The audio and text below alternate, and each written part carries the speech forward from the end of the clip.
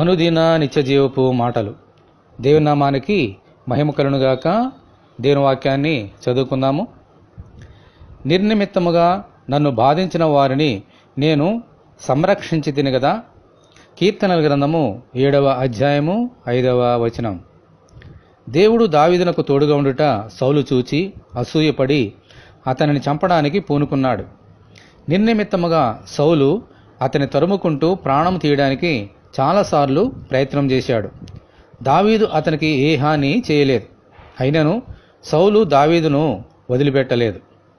ఒకరోజు దావీదునకు సౌలు మీద ప్రతీకారం చేయుటకు అతనిని చంపడానికి అవకాశం వచ్చినప్పటికీ దేవుని చేత అభిషేకింపబడిన వ్యక్తి అని అతని చంపక అతనిని రక్షించి ప్రాణభిక్ష పెట్టాడు. అందుకే దేవుడు దావీదును అతని ప్రాణమును అనుదినము కాపాడుతూ సౌలు బారి నుండి అతని శత్రువుల చేతిలో నుండి తప్పించి హెచ్చించి ఆశీర్వదించారు. దేవునికి స్తోత్రము కలుగునుగాక. ఆమేన్. మనకు కీడు చేయవారి నిమిత్తము ప్రార్థన చేయమని ప్రభువు మనకు బోధించారు కదా.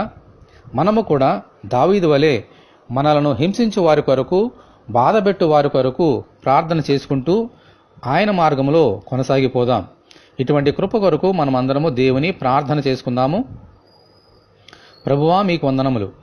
నిర్నిమిత్తముగా మమ్మలను బాధించు వారి కొరకు, హింసించు వారి కొరకు ప్రార్థన చేసుకుంటూ నీ బిడ్డలుగా ఈ లోకంలో జీవించినట్లు అనుగ్రహించమని, ఈ వాక్యం వింటున్న నీ బిడ్డలందరినీ అలాగున దీవించమని ప్రభు అయిన యేసుక్రీస్తు ద్వారా ప్రార్థన చేస్తున్నాము తండ్రి.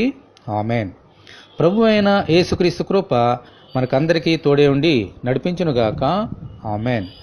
పరిశుద్ధ దేవుని మందిరం.